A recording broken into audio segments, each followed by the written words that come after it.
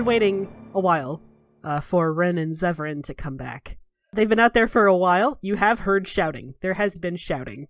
And like, understandably, like, this is a hard sell, even for the hero of Ferelden. Like, just trust me, the keeper of the largest clan of Dalish elves is a Maleficar who tried to trap us in the Fade, and he's working with the Dreadwolf. Just trust me. Like, you just have to believe me.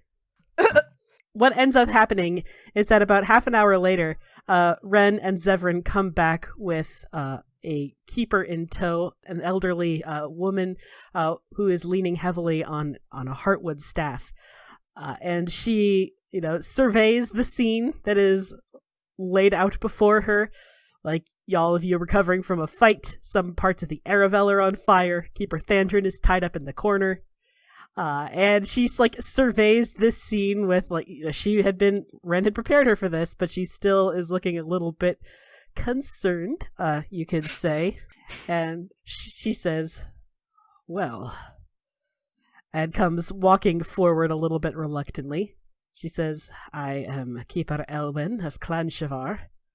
I am told that you have some fairly weighty accusations to lay at the feet of Keeper Thandrin. You were told correctly? She comes walking forward into the Aravel and peers down at Thandrin, who is, he doesn't look happy. Like, he doesn't seem satisfied with what has happened to him thus far in the evening. And she says, we will conduct an investigation, she says. It is unfortunately all that we can promise at this moment. Dalish justice, such that it is, does not have a very far reach, but the accusations that you have put to him are weighty enough that it demands some sort of thorough analysis. We will look into his clan. We will look into Arlathvhen. We will see how much of what you've said is backed up by evidence. Is this sufficient? She says, looking at all of you still huddled in the Aravel. I just sort of tiredly look up, and I'm like, I suppose it'll have to be. I do appreciate you investigating it all and not just assuming we're guilty. She says, we will try to preserve Dalish honor and Dalish life to the best of our ability. It is one of the tenets of our people that we believe every Dalish life is sacred, even those who have made terrible, terrible mistakes, she says, eyeing Thandrin. She just looks so tired. She's too old to be dealing with all your bullshit. She says, as for your recruitment efforts, and she taps her staff against the floor of the Aravel a couple times, she says, without the authority that Clan Rashana, Niran, Virtavan bring, there is no way for me to promise you the aid of all the Dalish, you understand. If anyone could have forced the Dalish to participate, to be recruited to your cause, it would have been them. And situation as it is, she shrugs, there are about 27, 28 Dalish clans who have come forward, volunteered to aid your cause. Any additional keepers that you want to recruit, you're going to have to talk to the keepers individually. So 27 or 28 Dalish clans, Sabre, your clan, Clan Sabre was smallish for a clan. It had 30, 35 people. Okay. So at a very conservative estimate, that's about 1,000 soldiers. I mean, that's not nothing. It's not nothing. It's not even half of what you could have. Yeah, but and I think I look up at her as I say this, and I say, we're not interested in making people fight by force. We're here to find volunteers to do the right thing because they choose to, not because they feel obligated to. We are asking a lot. She says, indeed you are. And it is good to know that you are aware of everything that you ask of us. She heads toward Keeper Thandrin. Her first, a squirrely, sort of knock-kneed younger man, is following along behind her, and she says, all right, Elias, let's take him back to our Aravel, shall we? And the boy, Elias, sort of nods and then eyes Thandrin on the floor. He doesn't know. He's a mage. He doesn't know what to do with a tied-up prisoner. And awkwardly, he eventually grabs him by the wrists and yanks him to his feet and tries to drag him out of the Aravel to middling success. Thandrin does not look happy to be led. Just be careful. She says, don't worry. We Dalish are no strangers to magic. We'll be able to defend ourselves. I suppose all that's left to say is we will be in contact when we can, and enjoy what's left of the Arlathvhen. I just sort of I guess I just sort of solemnly nod my head. It's gonna be miserable. What a terrible way to end this. I love it. It's been 2 fucking days in this entire celebration thing, and we've already brought the mood down. Yeah, it's impressive. I just look at Sabre, though, and I was like, well, it seems like somebody already had some fun. I turn bright red and I say, I don't know what you're talking about. And I stalk out of the tent. Talga's like, should we tell him that everyone saw? Everyone saw. A couple minutes later, I come back in and I'm like, Landon, you want to come with me? It's boring out here.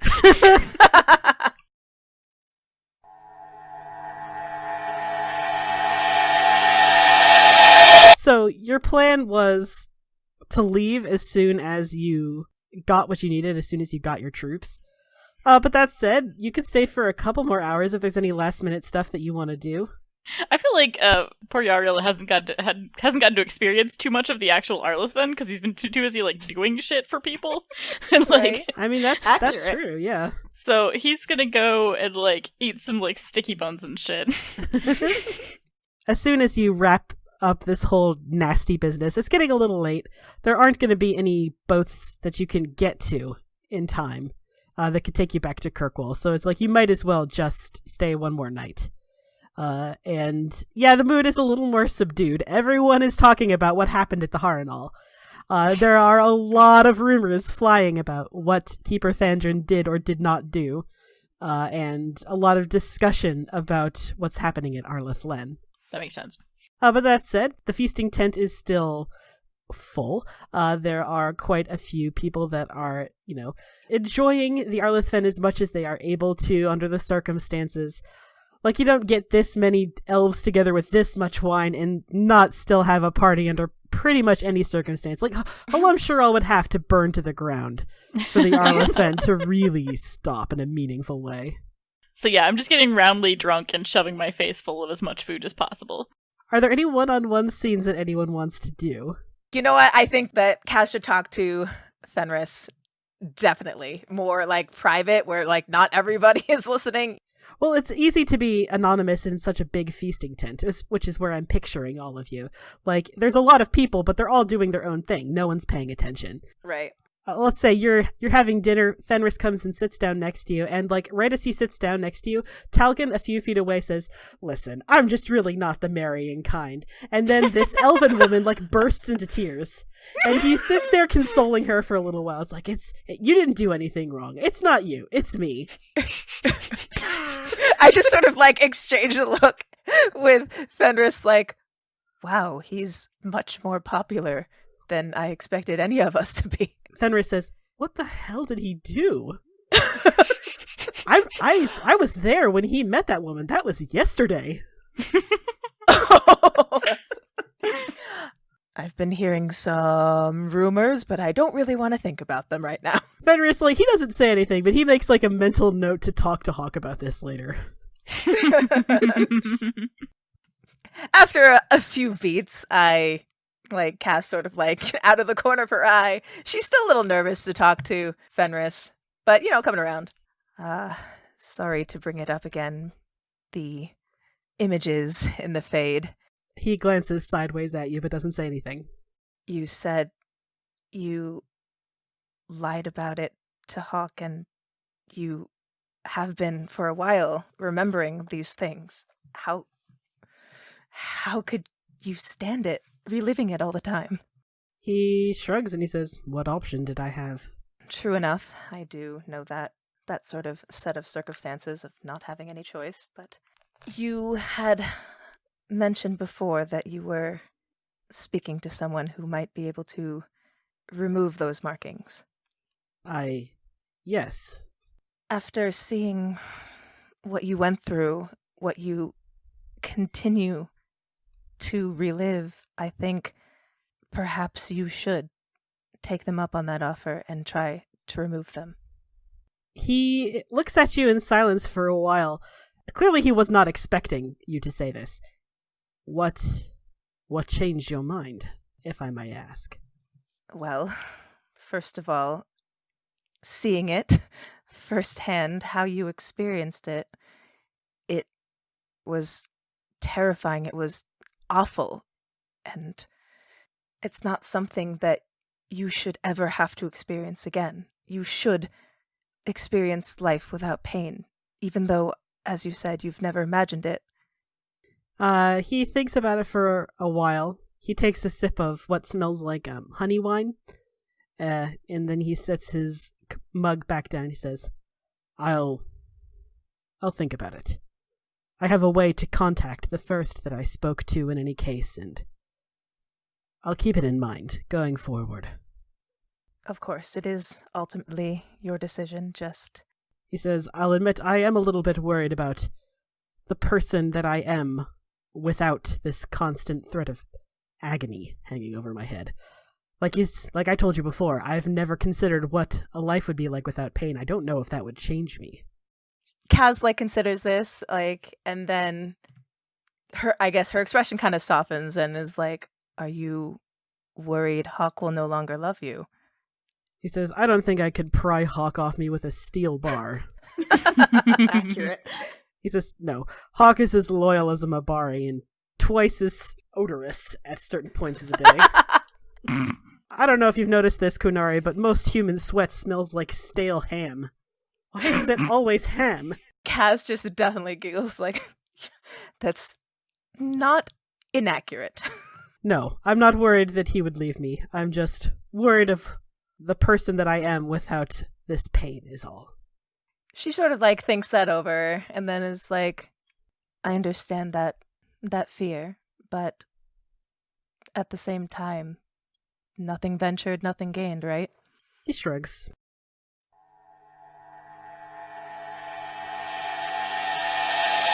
So, Elian, after Talgan pries this, and this elven woman is beautiful. She's this long, dark hair, shining dark eyes. She's stunning. And after Talgan apparently breaks her heart by not marrying her after a day, he comes and he sits down next to you and pours himself a cup of wine. So, want to talk about that? Talk about what? He takes a sip. Everything that's been going on since you've been here? Elian has his own glass and finally is drinking. I'm afraid I don't follow. You're extraordinarily popular. Yeah, apparently. You said you didn't know what the rumors were. Did you figure it out? Nope. He takes a really long pull of wine. No idea. He says, honestly, it may just be a mystery that lasts the rest of my life. I'm not sure what I did to that elven woman, but apparently I can do it to 6 elves at the same time. God. So I think he just kind of gives Talgan a look, clinks glasses, and is like, okay, sure. Frankly, I'm impressed. Good job.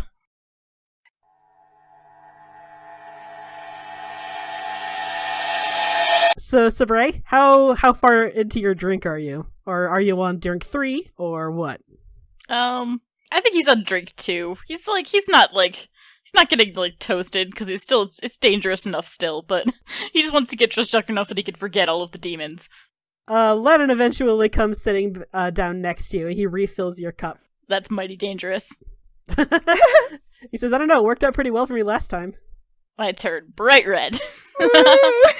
Yeah, I guess it, yeah, definitely. Okay. Well, where's yours? I'm looking around frantically. He says, oh, the bottle is for me. And he takes a swig directly from the bottle. I think there's a little bit of judgment, but mostly I'm just kind of impressed. And I give him a nod, and I'm like, honestly, I didn't think you'd be able to handle, well, you actually, never mind, you're not able to. Handle what? Your drink. He says, you should know better. I mean, it was... Look, I'm trying to flirt here, but it's really, I'm having a hard time. I'm glad you clarified, because I would not have known if you had not said. I'm just a total bright red, just... Man, you're really bad at this. It's been a long time. Says, yeah, apparently so. What, it's been sooner for you? Are you terribly good at flirting? Says, I don't know. The last time I got romantically entangled with anyone, he was straight, so... No. Well... I'm not straight? Huzzah! You know, the first clue came when we slept together, but thanks for making that clear. You seemed confused. He says, don't look now, but we're not the only situation going on here tonight. He nods forward. A couple tables away, Zevran is tipsy drunk, and he's like leaning on Ren. He is like, he's drunk flushed, and he's just sort of leaning on him, and Ren is singing along with the minstrel band playing behind them. I just sort of look at them and I'm like, yeah, that checks out. Ren always did like to have a good time. Never pictured him with somebody like Zevran, though, I'm not gonna lie. No? I think he's kind of like, I don't know. I don't really know. Is elf culture, like, I guess it's not really homophobic in this world, right? I mean, there is some homophobia in Thetis. It's mostly, unsurprisingly, Tevinter can claim most of the homophobia in the world. Okay. Fair it's like, even in Tevinter, like, it's accepted, but you're expected to keep it under wraps. Okay. It's supposed to be about pleasure, and you're not supposed to make a big show of it, which is one of the reasons why Dorian wanted to leave Tevinter, because he didn't want to keep it under wraps. It's like, it's part of who I am. I'm not going to apologize for it. And then, long story short, his father tried to turn him straight with a blood magic ritual, and he ended up fleeing from Tevinter. Oh, that's what happened. Oh, yeah. That's great. Throughout most of Thetis, it's a little more accepted. Like, I don't know. I think, like, it's my headcanon that the Dalish, at the very least, will perform same-sex weddings. But, like, in Ferelden, I don't think they do. Like, Orlais and Ferelden, I don't think they do, but I'm not 100% sure. It's sort of left nebulous. Socially, it's fine. I'm going to assume, then, that it's, like, not a big deal, and so it's not like a shame thing. He just sort of, no. He just always sort of assumed that he was going to be, like, it's just, I don't know, why not? Like, I think he always thought he was going to end up, like, married to, like, a clan leader. Oh, like the first? Like Meryl? Yes. Oh, God, shut up. Oh, no! Like, probably, actually, yes. That's probably exactly what he thought. I mean, in Dragon Age 2, they make it pretty explicit that Meryl, if the warden was Dalish, they make it pretty explicit that Meryl had a crush on the warden. Yeah, okay. I think that's definitely what he thinks. I think he thinks that he'd always sort of assumed they would end up together, because, Ren's like a leadership type. He's, like, good at being in charge, and... He doesn't like it, but he's good at it. The best kind of leader. So just like, I think I just turned back to Landon and I'm like, yeah, I just, Zevran's so... Zevran. I mean, he's great. He makes him very happy, but... I mean, yeah, he is definitely Zevran. He's just... Look, did he tell you the story about the time they had a threesome? Landon takes it, chuckles and takes a sip from the bottle. He says, oh, Leliana told me about it. Oh, God. Why does everybody know about it? Oh, it's legend. It is legend. Horrifying. It's been a rough day, though. Well, it's over. It's over now, and we'll head back to Kirkwall / Minrathous as soon as the sun rises, as soon as the first boat heads out. Never thought I'd be grateful for that, but I certainly am. And Lennon says, and speak of the devil, and he's watching it's a twitchy little first comes scrambling through the tent, like, sidestepping people, stepping over, like, drunks that are lying on the floor, and up to you. And this, you recognize her immediately. She is the first who agreed. When you went out with Lennon yes. the night before, trying to find a first or a keeper who could perform it, she's the one who is the first one you talked to, who immediately said, yes, absolutely. And she says, oh, there you are. Surprise. She's like panting. She like doubles over and like braces her hands on her knees. I'm like concerned. I'm like, do you need to sit down? Here's a drink. I'm fine. Don't worry about it. I can't get drunk. If I get drunk, I might accidentally slur, and I don't want to fuck this up. So listen, I've got everything ready. My keeper is so excited to do this. We are ready as soon as you are ready. I think I'm like staring a little blankly at her, and then I go, oh shit. Yeah. Oh man, oh wow.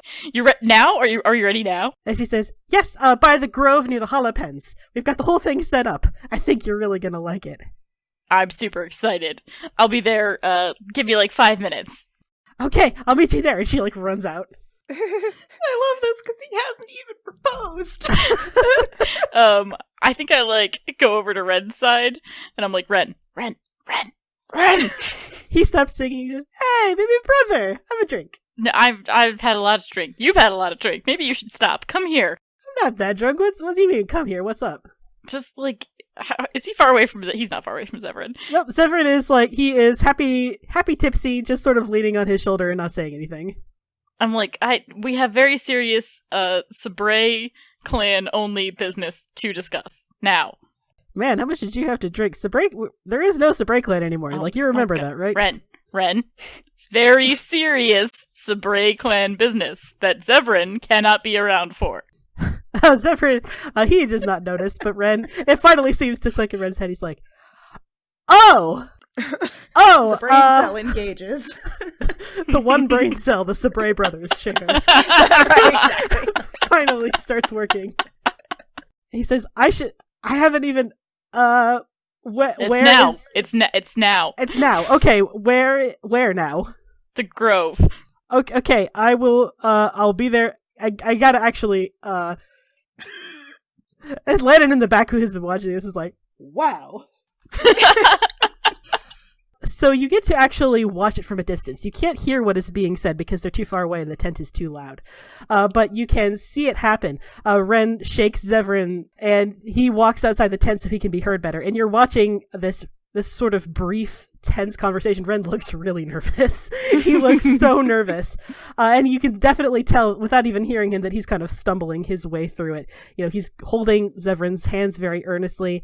And Zevran is sort of staring at him in confused silence for the majority of the time. He's like, what the fuck are you talking about? It's like, yes, I know you love me. We've been in love. This has already been established. I am well aware. But he finally gets to the end of the sentence, and Zevran stares at him in silence for a minute, and then you see Zevran's face break into a smile, and he throws his arms around Ren, and apparently he said yes, is what you can tell. I breathe a sigh of relief and it's good because I probably would have had to kill him if he said no. You follow him out. You pointed him in the direction of the grove by the jalapens. And as soon as they get there, Ren immediately is like, I am going to fucking murder my little brother. I am going to draw and quarter him because the grove is done up with magical fairy lights. All the trees are strung with twinkling lights. There is a huge bent bough to look like a wedding arch with live vines growing. Magically enhanced to look like they're glittering. It is so incredibly over the top. It's extra, yeah. I think to add on top of this, as we get there, I shout in the middle of the Arlathvhen, hey everyone, Ren Sabre is getting married! You wanna come? And I mean, yeah, people wanna come. They wanna see this. And Ren just shoots you just a murderous look, oh, he is so going to kill you. I grin so big. Oh god, he can't get me for at least another day. And you can see Ren sitting there, it's like, I told him to his stupid face, I told him I just wanted a quick ceremony. That's not how brothers work. Yeah, so this unnecessarily large crowd with this unnecessarily ornate over-the-top ceremony is performed. After some very quick deliberation, because this was pretty last minute for Zevran, he agrees to a matching Valasleen on his hand, a marriage Valasleen that Ren will get as well. And the keeper actually marks them with the blood writing, and the first recites the usual recitations for a Dalish wedding. And they exchange the vows, which Ren has to coach him through a little bit because they are in Elven. Sile senaste var araval, lama aralas marlith, belenaris. Zevran stumbles his way through it, and you know what? All things considered, even though Ren is still incredibly pissed off at you for making it this go big or go home. You can't fault the atmosphere. It turns out it's really, really beautiful.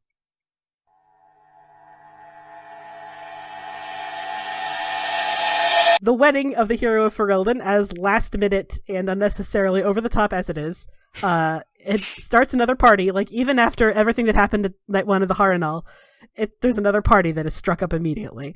Because, fuck yeah, the hero of Ferelden got married! Let's get drink! And as the second celebration of the Arlathvhen gets underway, paint me a picture. Where is everyone? What are you doing? I can tell you Ren and Zevran are definitely dancing. No. It's delightful. I think I just finished dancing. I'm like danced out, and I'm just like sitting back by the fire, exhausted and like happy, like watching my brother dance with his husband. Aww. I feel like Elian's done a little bit of dancing, not as successfully as you, because, Shem, but, enough people were there last night to see him play. He's at least not wanting for a partner for the dances, and then just excuses himself and, I don't know, watches from a distance, maybe a melancholy look over occasionally at Leander, but, tries to limit those. Not surprised in the least. Like, Cass has never experienced a wedding in her entire life. She's like, I don't even know what a wedding is really, but this is pretty cool. I kind of like this whole thing. And she's having like a real good time. She's like dancing and watching people dance. She's like, wow, I love parties. This is great. See, this is a party, not this Tevinter party nonsense. Yeah, not with the blood summoning or anything like that. Oh, Yeah, geez. right.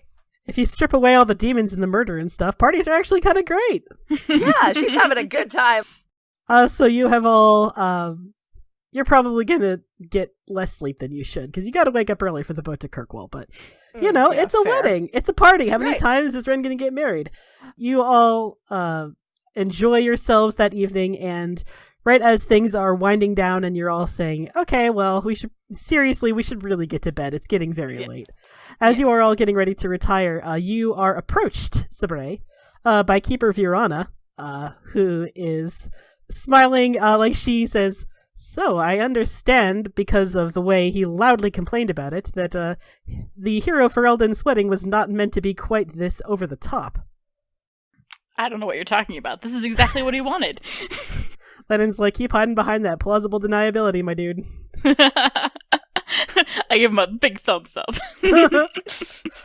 Virana says, it's good to see him happy as well as alive, though I'm not sure how he is alive. I imagine it's really not my place to know. If you want to explain it to me sometime, I'll be happy to hear the tale. But for now, before you return, I'm sure you've got so much to do, but I just wanted to formally extend, she says, I, of course, know what happened to Clan Sabre, and you, of course, have my condolences, late as they are. It's much appreciated. And she says, and for what it's worth, if after all the dust is settled, you still find yourself in want of a home, you are always welcome in Clan Sulanan. I think that takes me aback a little bit. And I sort of, fall silent. I don't think you know how much that could have meant. Your welcome is appreciated. I sense a but coming. We have much to do, and I do not know if we shall return alive.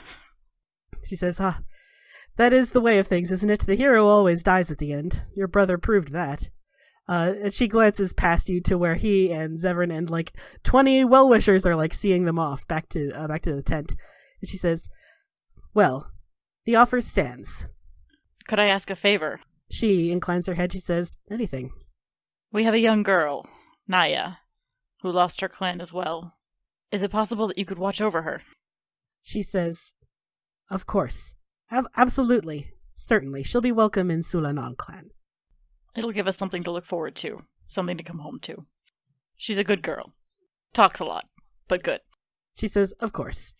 I'm sure something can be worked out. It's much appreciated. It will give me comfort knowing that she's safe. She's been staying in Tevinter, and it just does not seem like a safe place for a young Dalish girl to grow up. Too right you are. No offense to your friends in the Lucernia, but I wouldn't trust a Tevinter as far as I could throw them. So I guess before we leave, I'll definitely go and find Naya and tell her this is her new home, and we're going to come back for her. Yeah, and Naya is pretty much over the moon. She is so excited, and she immediately wants to know, but it can be your clan too, right? You can come with me. I can't come with you now, little one. We've got a lot of work to do. But I promise you, I will do everything I can to return. We will do everything we can to see you again. She says, you promise? That. You gotta do it. The eyes are staring at you. The big puppy eyes. The big puppy eyes. She's so small and so cute. If I can come back here, I promise you that I will. She gives you a big hug around the middle. Oh. I'm like having a hard time, like almost tearing up. She's very cute. She is extremely cute, it's true. It should be illegal how cute she is.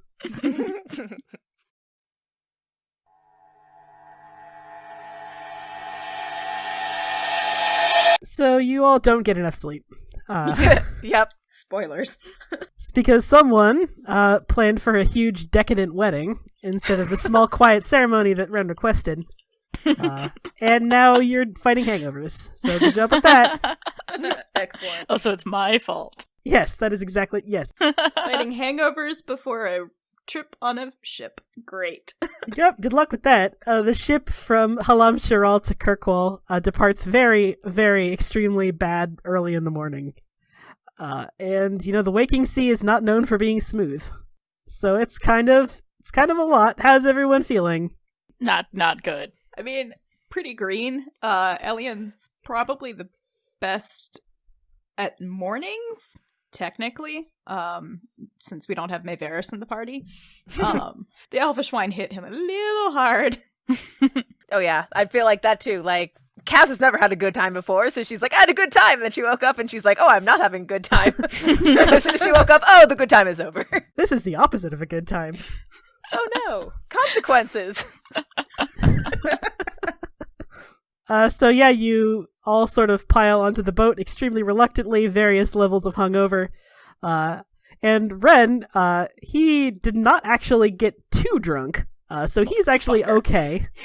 But you all sit down at this big table below deck, so certain people don't have to look out the windows and see the rushing sea. He sits down. He says, "By the way, I keep meaning to bring this up, but I keep forgetting. I think I have an idea of where we can get a few extra soldiers for the Blight. I mean." Oh, that's good. That's so good. Can you lower your voice? I am speaking at normal volume. Are you? Doesn't sound. Elian, is he speaking at a normal volume? I think so. It doesn't sound like he's speaking at a normal volume. Ren picks up a tin plate and the fork and starts banging the plate. Oh god. Oh god. Oh god. Stop. Consider this punishment for giving me a stupid over-the-top wedding. Brother. I didn't do anything. Like, well, then this is for being Orlesian. Then he bangs it near you. Okay, enough, Ren. Jesus, throw you a nice party, and this is your stupid response. Unbelievable. Creators, oh my god. What is your stupid idea, Ren? He says, well, I was thinking, even though the Grey Wardens don't exist anymore, and therefore the treaties are no longer extant, there is still the Legion of the Dead. I, look around at everyone else, and I say, okay, is it just me, or does that sound bad? I'm sort of blinking too, like, what? Everyone roll historical or cultural lore, whichever is higher for you.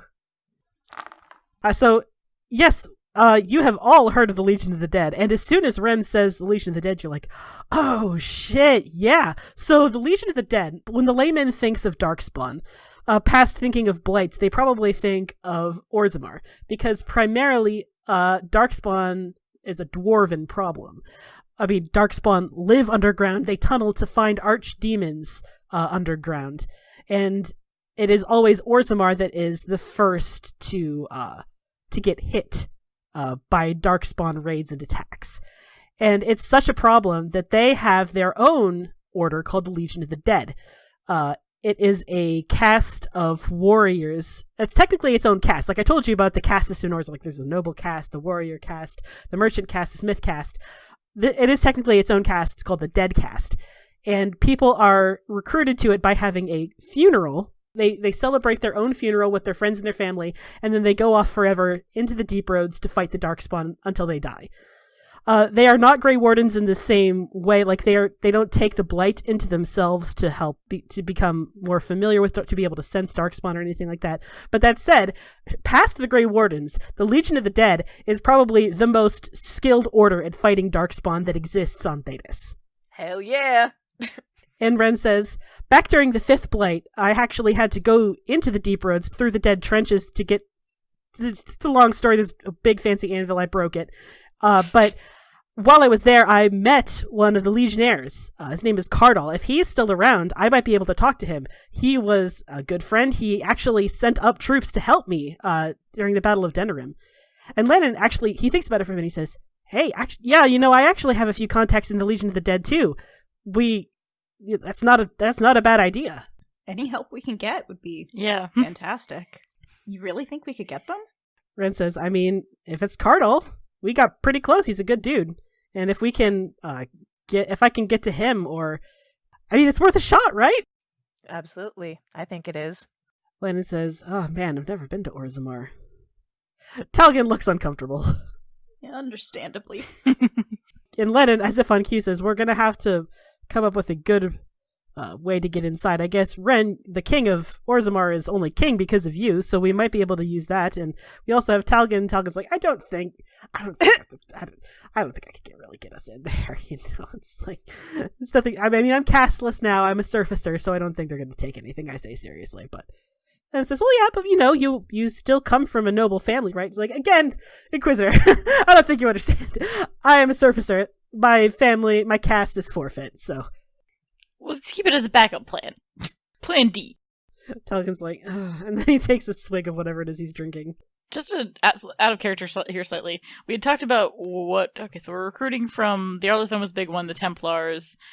Is there another place that we were going to go aside from this, or is this the... There were We several gotta go places. to see Alistair, we gotta go to... Oh, okay, yeah.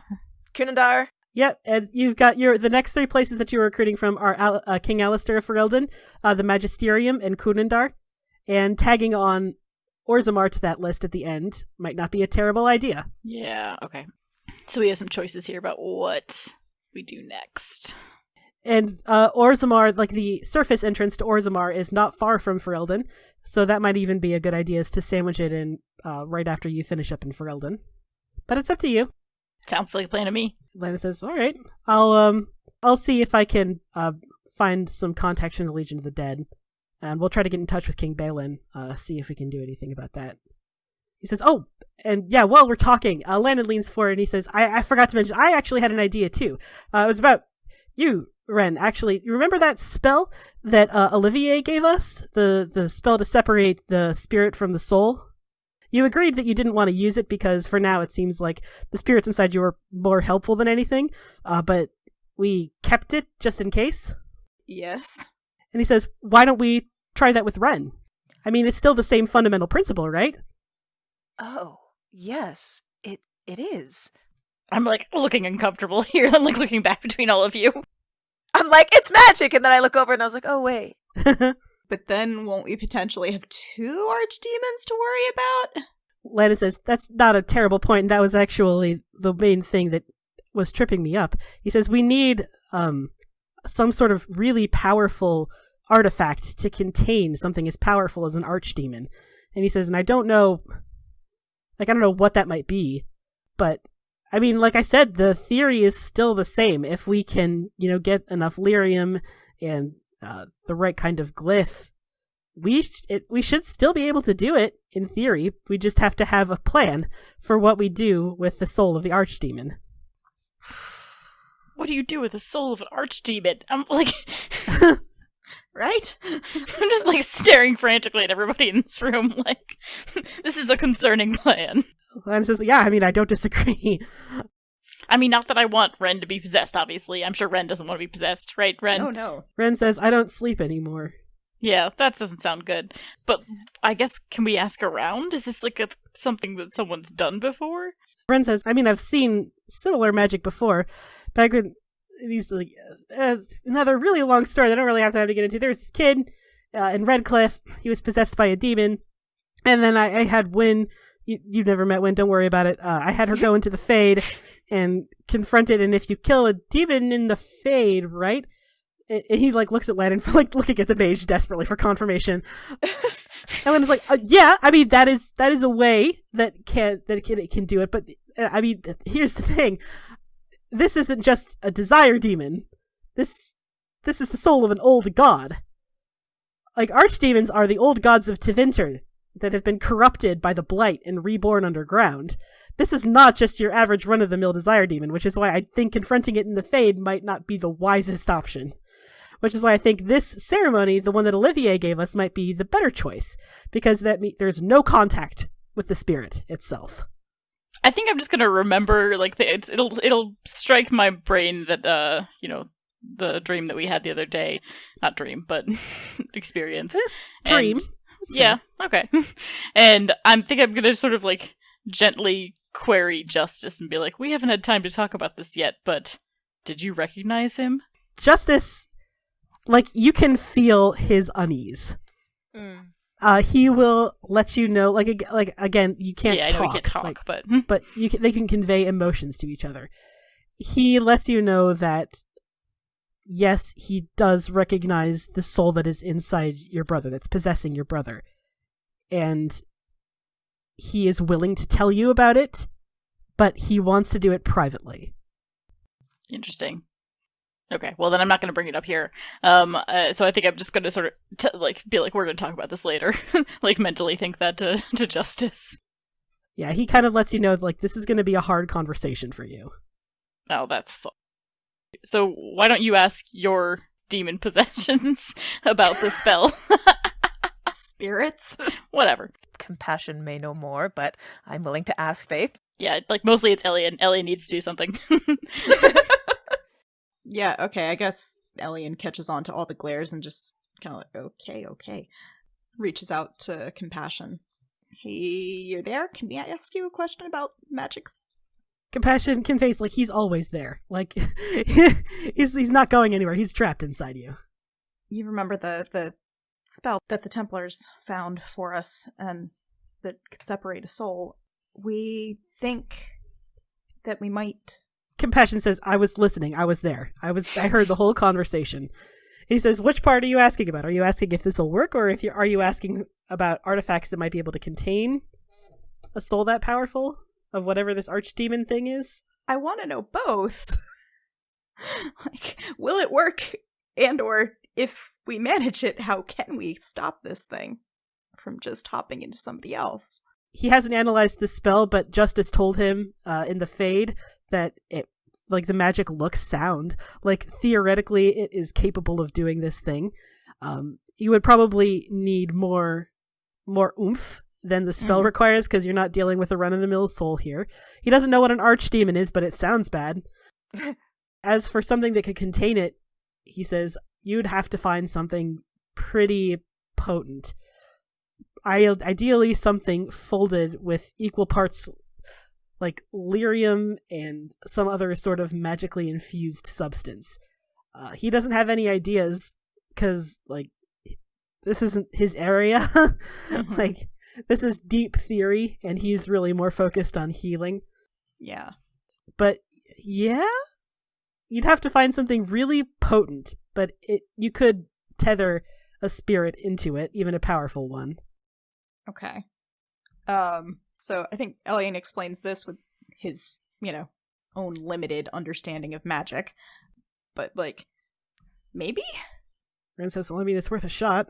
I do not like having an archdemon inside me. I've been trying to keep a stiff upper lip about it, but the whispers are... And he just he falls off and he can't finish the sentence. I feel like after watching, like, everybody else, like, is just talking magic theory and all that shit, like, around Cass. She's, like, also, like, very deep in thought about this, and she wants to talk to Faith. Like, well, they have to talk anyway. But she wants to be like, do you see this working? Like, inwardly, she's asking, like, could you see a future where this is possible? She says, there are futures where anything is possible. That's not really how time works. She says there are, at any point, radiations in any number of possible directions. Some are more likely than others. And she says it has about as high a probability of working as it does of killing Ren outright. Yeah, there's a not insignificant chance of also the archdemon just breaking out and killing all of you in the middle of this ceremony. It's dangerous. What were you expecting? I just sort of, like, inwardly, like, that is about what I expected, yes. All right. As we're all sitting there talking to it, I say, I'd forgotten to mention this because sometimes I forget that y'all are Shem and you don't know anything about, elven lore. And I'm like, I'm not a Shem, wait a minute. So it has become increasingly clear to me that we actually have the Forgotten Ones within us. Ren raises his hand. You don't need to raise it. Oh, Jesus. I have a follow-up question. Okay. Actually, I have several follow-up questions. The first four are, what? What? Oh, that what I already said. The Forgotten Ones. We have the Forgotten Ones. We're possessed No, by yeah, them. I heard. Can you elaborate a little bit more? Oh, well, that's not what. But honestly, Ren, you're being really confusing right now. So Cass and Elian, you both can roll cultural lore if you because we're see if you know about the Forgotten Ones. 15 and 11. So yeah, both of you have at the very least heard about the Forgotten Ones. They are like, with your limited Shemlin knowledge, Elian, like aren't the Forgotten Ones like elf Satan? Like, isn't that what they are? What? Everyone keeps asking that question, and I keep saying the same thing. Ren's like, the Forgotten Ones. Like, the Forgotten Ones. Like, yes. The ones who, in Dalish mythology, betrayed the Evanuris, and those Forgotten Ones? Well, it turns out I don't think they did that. Well, sort of. They sort of did it, but they had a good reason. Could someone please explain the actual lore? I have heard of them, but I don't really know what they did. Lannon reluctantly is like, alright. He says, so the Forgotten Ones, I mean, you're right to be a little bit alarmed, Red. Like, they were the antagonists in all Dalish mythology, but the truth is a little bit more complex than that. Just as the Dreadwolf literally exists, the Forgotten Ones literally existed, but they weren't evil. They were rebels. They rebelled against the Evanuris and their tyranny. History is written by the powerful, and they were remembered as betrayers when really they were just a rebellion. Solus worked with them for most of his life before he made the Veil and destroyed Arlathvhen. And yes, it looks like your brother, Ren, and Elian and Cassandra are possessed by their spirits. Ren kind of stares at him for a while and he says, that's completely different from it. Lannon's like, I know. Look, the Dalish, we did our best to remember this half-forgotten lore, but we got a lot of it wrong. And he is particularly looking at Ren's Valisline. We got a lot of it wrong, Ren. And it's not our fault, but it is what it is. I think I'm like eyeing both of them, and I say, you should tell them about the Valisline. He says, are you really sure? And Ren's like, what do you mean? What about my Valisline? Listen, let's talk outside.